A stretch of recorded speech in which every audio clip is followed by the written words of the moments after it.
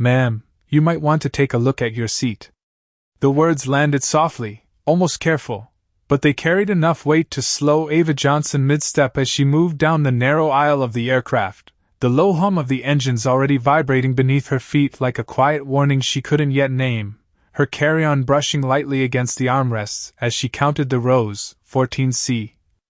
14C, until she stopped, her hand tightening around the handle as her eyes found it, carved into the worn leather of the seat cushion like something that had no business existing in a place meant for quiet travel and routine departures, the words sitting there in uneven, jagged lines, "Monkey," fresh enough that the edges still looked pale against the dark material, as if whoever had done it hadn't even tried to hide it. As if they expected no one to question it, no one to care, no one to stop and say this isn't right, and for a second, the entire cabin seemed to shrink around her, the overhead lights casting a muted glow that caught the surface of the seat just enough to make the letters impossible to ignore, her breath slowing without her permission, one inhale, then another, steady but heavier now. The way it used to feel when she was 9 years old standing at the back of a school bus while laughter moved around her like a current she couldn't step out of. But this wasn't a bus, this wasn't a memory she could outgrow or outrun, this was now, this was real, and she was standing in it again. Only this time no one was laughing, not yet, just the quiet shuffle of passengers settling in, a suitcase thudding into an overhead bin, the faint click of a seatbelt across the aisle, and somewhere behind her, a man clearing his throat, impatient, like she was the delay, like she was the disruption. Ava didn't move.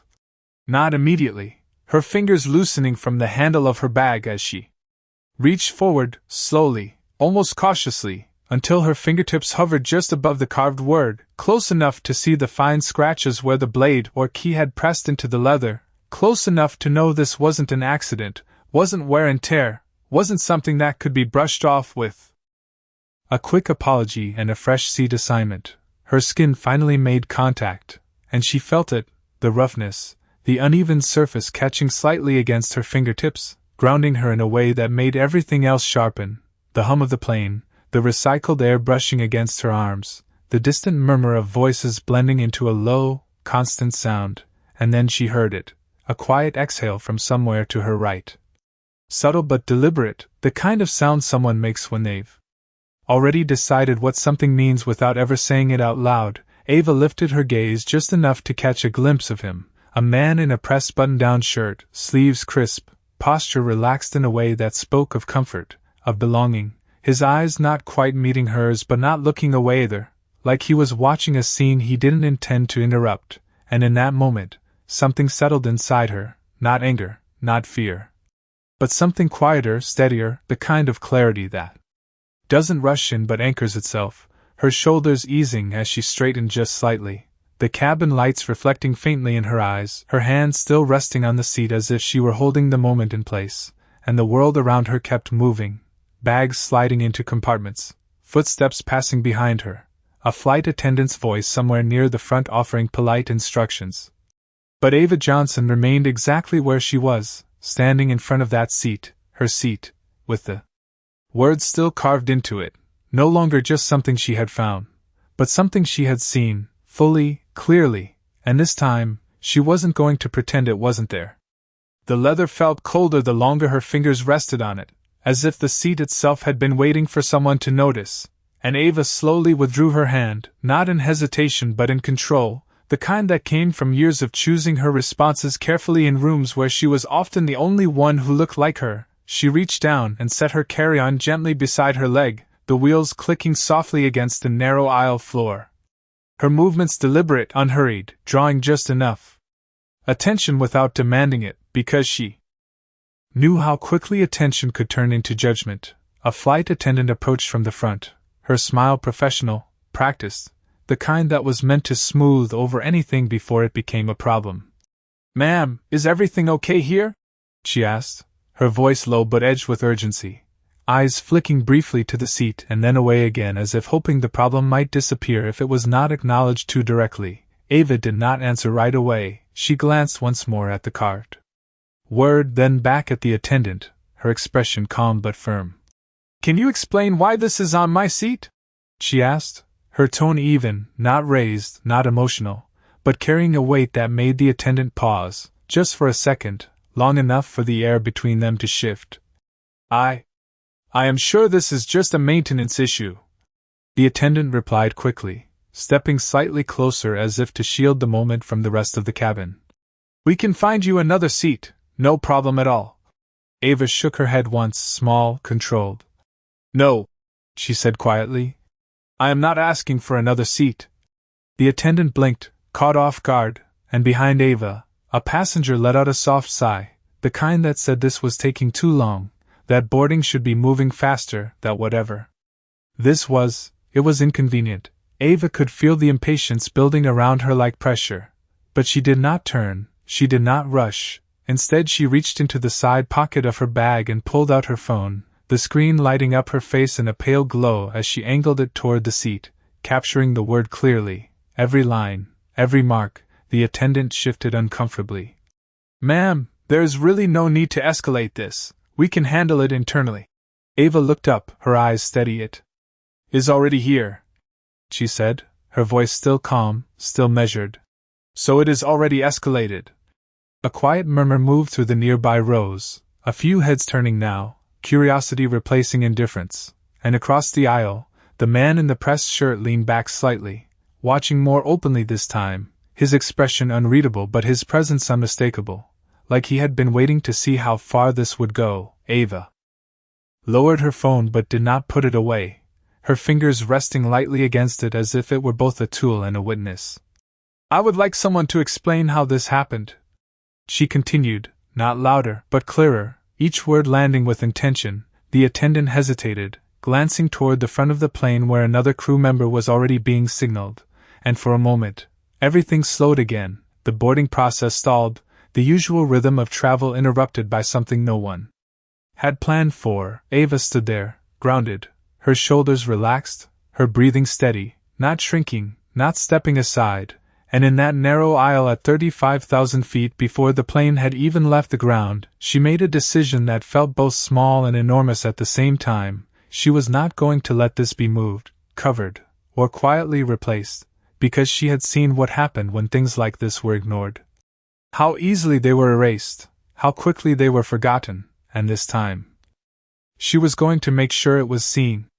The second crew member arrived with a different energy, slower steps, sharper eyes, the kind that assess before speaking, her name tag reading Lauren Mitchell, and she stopped just short of Ava's row, taking in the scene in a single glance, the paused line of passengers behind, the attendant standing slightly too rigid, the phone still in Ava's hand, and then the seat, her gaze lingering there just a fraction longer before she exhaled quietly. Not surprised, but not entirely prepared either. "Good afternoon," she said, her tone controlled, professional, but carrying a firmness that suggested she was used to resolving situations quickly. "I understand there is a concern with your seating." Ava met her gaze without shifting her posture. "Yes," she replied, her voice steady. "There is." Lauren nodded once, stepping closer, lowering her voice just enough to create a sense of privacy that did not quite exist in the narrow aisle. "We can move you to a different row immediately, perhaps. Even an upgraded seat for the inconvenience." The offer was smooth, practiced, a solution designed to close the situation without opening it further, but Ava did not move, her hand resting lightly against the top of the seat back now, grounding herself in the moment. "I am not asking to be moved," she repeated, and this time there was no pause afterward, no space for redirection. Lauren's expression tightened just slightly, a subtle shift that only someone paying close attention would notice, and behind Ava, the soft impatience grew louder, a rolling current of sighs and shifting weight as people checked their watches, adjusted their bags, waited for resolution that felt delayed. Across the aisle, the man in the pressed shirt leaned forward now, resting his forearms on his knees, watching with a faint, almost amused curiosity. Like this was unfolding exactly as expected. Lauren followed Ava's line of sight for a brief moment before returning her attention to the task. "Ma'am, we do not yet know how that marking appeared," she said carefully, choosing each word with intention. "But I assure you it does not reflect our airline's values." Ava nodded once, acknowledging the statement without accepting it. Then I would like that to be addressed before this flight leaves the ground, she said, her voice still calm, still even, but carrying something deeper now, something that did not bend under pressure. Lauren hesitated, and in that hesitation, something shifted again, the realization that this was not a situation that could be quietly redirected, not one that would disappear with a reassigned seat or a complimentary apology. Ava lifted her phone again, not abruptly, but with purpose, the screen catching the cabin light as she opened the camera once more, and this time she angled it wider, capturing not just the seat, but the surrounding space, the aisle, the paused line of passengers, the uniformed staff standing in front of her, the moment expanding beyond a single object into something larger, something visible. Lauren's eyes flicked to the phone. Then back to Ava. Recording is not necessary, she said, her voice lower now, more controlled, but Ava did not lower the device. It is already happening, she replied quietly, echoing her earlier words, and for a brief second either of them spoke, the cabin holding its breath in that suspended space between action and outcome, until a voice broke through from across the aisle, calm, measured, and unmistakably directed. Or maybe it is exactly where it belongs, the man in the press shirt said, his tone light, almost conversational, but carrying enough weight to cut through the silence. A few nearby passengers shifted uncomfortably, some pretending not to hear, others glancing up just long enough to register what had been said before looking away again. Ava did not turn immediately, she did not react the way the moment seemed to invite, instead she let the words settle, not inside her, but in the space around her, visible, undeniable, and then slowly, deliberately, she turned her head just enough to meet his gaze, her expression unchanged, her posture steady, and in that look, there was no hesitation, no uncertainty. Only a quiet clarity that made the air between them feel sharper, more defined, as if the moment had finally revealed itself fully, no longer hidden, no longer subtle, but standing there in plain sight for everyone to see. For a moment, no one moved, the words lingering in the air with a quiet sharpness that did not need volume to be felt, and Ava held his gaze just long enough to acknowledge that she had heard him, that everyone had, before she turned her attention back to the seat, back to the carved letters that now seemed less like an isolated act and more like a reflection of something wider, something that had just spoken out loud without hesitation. Her fingers resting once more on the edge of the worn leather, and this time there was no pause, no hovering uncertainty. She gripped the loosened edge where the carving had weakened the material and began to pull, slowly at first, the sound soft but distinct, a faint tearing that drew immediate attention from those closest to her, the leather giving way under steady pressure, not violently, not abruptly, but with a controlled persistence that matched the calm in her expression. Lauren stepped forward instinctively, her voice dropping lower. Urgent but restrained. "Ma'am, please, we cannot have damage to the aircraft interior." But Ava did not stop her movement. Measured, intentional, the small section of material lifting from the seat as the carved word distorted, breaking apart under her hands, not erased, but changed, removed from its place of quiet acceptance and brought into the open where it could not be ignored. A few passengers leaned into the aisle now, curiosity overtaking discomfort, phones appearing discreetly. Screens glowing as the moment began to shift from private tension to something being witnessed, recorded, remembered. The man across the aisle straightened slightly, his earlier ease replaced by a subtle tightening around his eyes, not quite concern, not quite regret, but something less certain than before. Ava continued until the piece came free, a small, uneven strip of leather no longer attached to the seat, the carved letters still visible across its surface, fragmented but unmistakable. She held it for a second, not as a trophy, not as a gesture, but as evidence, something real, something tangible, something that could not be dismissed with a quick explanation or a polished apology. The cabin felt different now, the air thicker, charged with something that had not been there moments ago. Lauren hesitated again, clearly recalculating, her training pushing her toward resolution, while the situation itself resisted being simplified. "We will need to address this with ground operations," she said carefully, her voice measured but no longer fully in control of the moment.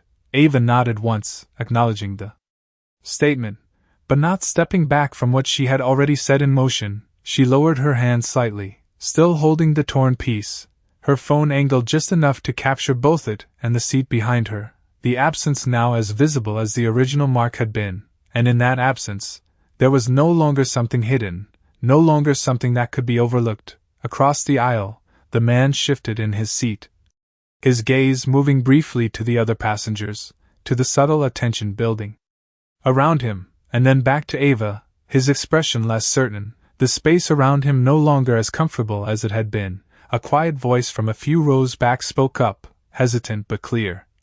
That should not have been there. And another followed, softer but present. She is right.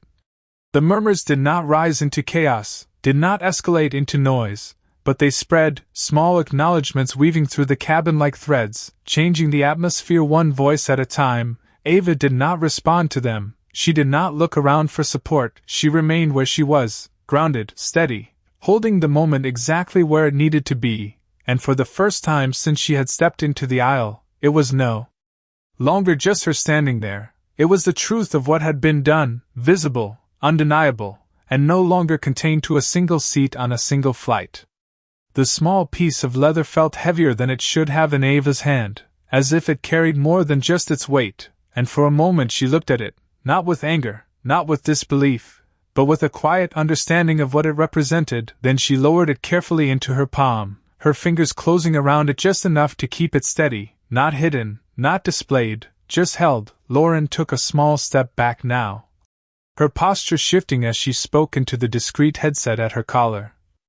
Her voice low, controlled, requesting assistance from ground operations, and within seconds the subtle tension in the cabin shifted again. No longer just a paused boarding process but something officially acknowledged. The door at the front of the aircraft opened briefly, letting in a rush of cooler air from the jet bridge along with two figures in dark uniforms, their presence calm but authoritative, not confrontational. Just present, one of them scanning the cabin before making his way down the aisle with measured steps, stopping just short of Ava's row. "Ma'am, we understand there is a concern," he said, his tone neutral, neither dismissive nor overly sympathetic, simply factual. Ava met his gaze, her posture unchanged. "Yes," she replied. "There is." The man nodded once, his eyes moving briefly to the exposed seat where the torn section revealed a lighter patch beneath, the absence now more striking than the carving had been. "We would like to resolve this so the flight can depart on time," he continued, and behind him, a few passengers shifted again, the reminder of delay stirring quiet frustration. Ava listened, then spoke without raising her voice. "I am not stopping this flight," she said, her tone clear. "I am asking why that was there." The man paused, just long enough to recognize the difference, and for a moment the standard script of resolution seemed to fall short. Across the aisle, the man in the pressed shirt exhaled softly, a faint shake of his head, as if the situation had grown unnecessarily complicated, but his earlier confidence had thinned, replaced by a subtle awareness that the attention in the cabin was no longer passive.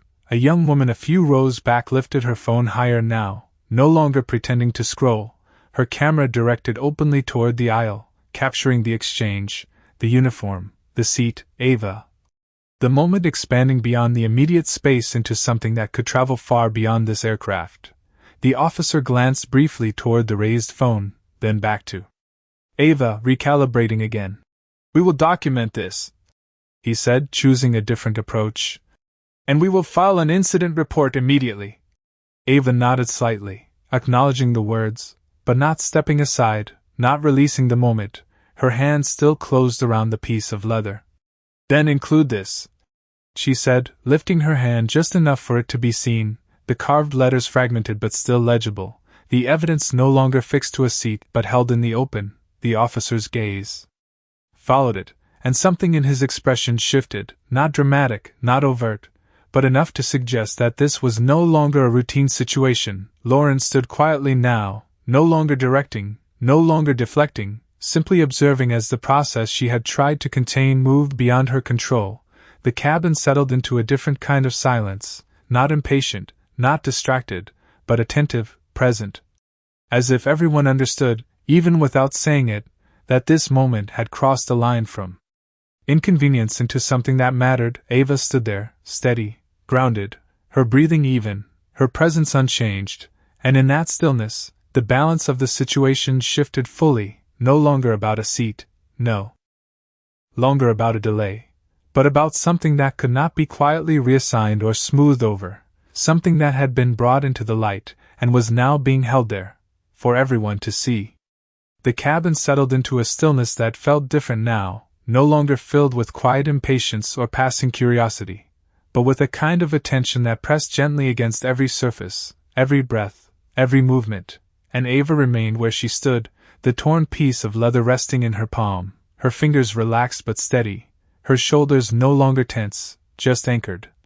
As if she had stepped into a space she recognized even if she had never wanted to be there again.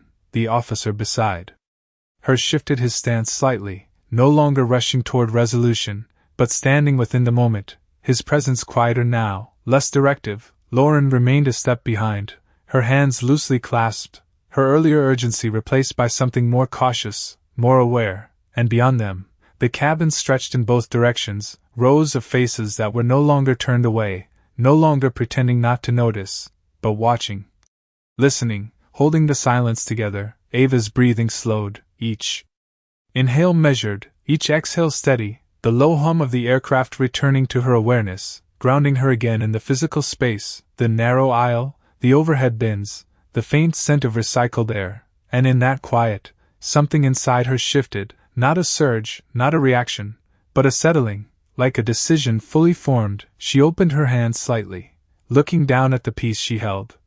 The carved letters broken across the surface, no longer fixed, no longer hidden, and for a brief second, her reflection caught in the darkened window beside her, faint but visible, her face calm, her eyes clear, and behind that reflection, the memory flickered again, not sharply, not painfully, but present, the echo of voices from years ago, laughter she had learned to outgrow, to rise above, to move past, and yet here it was again, not as a memory, but as something placed in front of her, something real. Something chosen by someone else and left for her to carry. She lifted her gaze slowly, not toward the officer, not toward Lauren, but forward, into the open space of the cabin, where the attention now rested not just on what had happened, but on what would happen next. No one spoke, not the man across the aisle, not the passengers behind her, not the crew, and in that silence, Ava did not rush to fill it, she did not explain, did not justify, she simply stood, present, fully, allowing the moment to exist exactly as it was, unfiltered, undeniable, and for the first time since she had stepped into the aisle, the pressure to resolve, to move on, to smooth things over, seemed to fade, replaced by something else, something quieter but stronger, a shared awareness that this was not something that could be dismissed, not something that should be rushed past. The officer glanced once more at the seat, then at Ava, and gave a small nod, not an instruction, not a command, just an acknowledgement. As if recognizing that the control of the moment no longer belonged to procedure, but to truth. Ava inhaled once more, deeper this time, the air filling her chest, steady, grounding, and as she exhaled, she did not step back, did not sit down, did not move aside. She remained exactly where she was, holding the space she had created, allowing it to stand, unchanged, and in that stillness, something quiet but undeniable settled across the cabin, not loud, not dramatic, but real, like the first light before sunrise. Subtle, steady, and impossible to ignore. The silence did not break all at once, it shifted slowly, like something turning beneath the surface, and then it began with a single sound, a soft chime from somewhere in the cabin, a notification tone, sharp and brief, followed by another, and then another, until the quiet space filled with the faint, scattered rhythm of phones lighting up in different hands. Screens glowing in the dim cabin light as attention moved from the aisle to something unseen but rapidly spreading.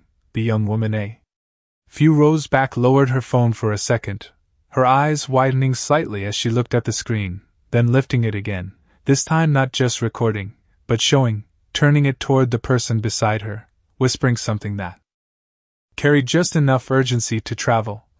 "It is already online," she said, her voice low but clear enough to ripple forward. Lauren glanced back instinctively, her expression tightening as she reached for her own device, her fingers moving quickly across the screen, and within seconds her posture changed, the calm control she had been holding now edged with something more immediate, more uncertain. Ava did not move, but she felt it, the shift, the moment expanding beyond the cabin, beyond the aircraft, into something larger, something that was no longer contained. The officer beside her checked his phone as well, his brow lowering slightly as he read, then lifting his gaze back to Ava with a look that carried a different weight now, not just acknowledgement, but awareness of scale. Across the aisle, the man in the pressed shirt reached into his pocket, slower than the others, his earlier ease gone, replaced by a quiet tension as he unlocked his screen, his eyes scanning quickly, and, for the first time since he had spoken, his expression faltered, just slightly, the edges of certainty softening into something less defined. A whisper moved through the rows, fragments of words. Video, posted, thousands comments, each one adding to the growing realization that what had happened here was no longer private, no longer a contained incident on a single flight. Ava lowered her gaze briefly to her own phone, still in her hand, the screen lighting up with notifications she had not yet opened, messages, alerts, numbers climbing faster than she could track. But she did not scroll, did not engage, she simply looked at it for a second, then turned the screen dark again, her focus returning to the space around her, because this was still where it began, this was still where it mattered. Lauren stepped forward now, her voice lower, more controlled, but no longer attempting to minimize. "Ma'am, we are going to need to coordinate with our corporate office before departure," she said, and there was no longer any mention of moving seats or quiet resolutions, only process, only response. Ava nodded once, not in agreement, but in acknowledgement that the moment had reached a point where it could not be contained. The officer shifted slightly to the side, giving her more space without needing to say it, as if recognizing that the center of this situation was not something he could manage with protocol alone. Across the aisle, the man looked up again, his gaze meeting Ava's, and this time there was no trace of amusement, no casual detachment, only a quiet recognition that something had changed. Not just in the cabin, but beyond it, something that could not be undone with a dismissive comment or ignored with silence. Ava stood there, steady, her hand still holding the small piece of leather, her posture unchanged, but the space around her no longer the same, the weight of the moment now shared, carried by every screen that had lit up, every voice that had begun to speak beyond these walls. And in that realization, the balance shifted completely, no longer about a single act, no longer about a single response, but about something that had already moved beyond them. Something that was still unfolding, and would continue to unfold long after this plane left the ground. The shift became undeniable now, not just in the quiet glow of screens or the murmurs threading through the cabin, but in the way authority itself began to respond, no longer slow, no longer measured, but immediate, almost urgent. Lauren's phone vibrated again in her hand, and this time she did not hide it, her eyes scanning quickly before she looked up, her posture straightening in a way that signaled something larger had stepped in. "We have received instruction from corporate," she said, her voice steady but carrying a different weight now, one that reached beyond the aircraft, beyond her own control. The officer beside her nodded slightly as if he had received the same message, and the subtle hierarchy of the moment rearranged itself, not visibly, not dramatically, but unmistakably. Ava remained still, her presence unchanged, her hand still holding the small piece of leather. But now the space around her felt different, not because she had moved, but because everything else had. The man across the aisle shifted again, his shoulders no longer relaxed, his gaze no longer detached, and for the first time since he had spoken, he looked uncertain, not about what had happened, but about what it now meant. Lauren took a small step closer, not to redirect, not to resolve quietly, but to address directly. "Ma'am," she said, and there was a pause, a brief moment where the words seemed to carry more weight than before. "We would like to formally apologize." The sentence landed clearly, without deflection, without softening, and the cabin absorbed it in silence. Ava did not respond immediately, her eyes steady, her posture grounded, allowing the words to exist without rushing to meet them. Lauren continued, "This should not have happened, and we are documenting this as a failure on our part." There was no mention now of inconvenience, no suggestion of simple replacement, only acknowledgement, the officer added quietly. "We will ensure this is investigated fully." His tone no longer procedural, but aligned with the seriousness that had settled over the moment. Across the aisle, the man lowered his gaze briefly, his phone still in his hand, the screen reflecting faintly against his expression, and when he looked up again, there was something different there, not agreement, not yet, but the absence of the earlier certainty, the absence of dismissal, a quiet realization that the moment had moved beyond him, beyond a single comment, beyond control. Ava exhaled slowly, her breath steady, her fingers loosening slightly around the piece she held, not releasing it, but no longer gripping it as tightly. "Thank you for acknowledging it," she said finally, her voice calm, even, not raised, not emotional, but carrying a clarity that did not need emphasis. Lauren nodded once, receiving the words with a seriousness that matched their weight. "We would like to offer you the option to continue your travel under conditions that reflect our responsibility," she added, but this time the offer was not a solution, not an attempt to move past the moment, but an extension of accountability. Ava glanced briefly at the seat, at the absence where the carved word had been, then back to the space in front of her, and for a second, her reflection caught again in the window beside her, steady, present, unchanged. The cabin remained quiet, but it was no longer the silence of tension, it was something else, something resolved, not fully, not completely, but shifted, grounded in acknowledgement, in truth that had been seen and could no longer be unseen, and in that space, Ava stood, not elevated, not above anyone else, but exactly where she had been all along, only now. The weight of the moment was no longer hers to carry alone. The aircraft finally moved, not abruptly, not with the usual rush of departure, but with a slow, deliberate roll as if even the machine itself was aware that something had shifted before it ever left the gate. Ava took her seat once the aisle cleared, the newly assigned row quieter, positioned near the window where the light from the fading afternoon stretched across the wing in long, soft lines. Her carry-on tucked neatly beneath the seat in front of her, her posture relaxed but not slouched. Grounded in a calm that had settled deep rather than faded away, the small piece of leather rested now on the tray table in front of her, not hidden, not displayed, just placed there, its edges uneven, the carved letters fragmented but still visible, a reminder not of the moment alone, but of what had followed it. The cabin lights dimmed slightly as the engines grew louder, the steady acceleration pressing gently against her back.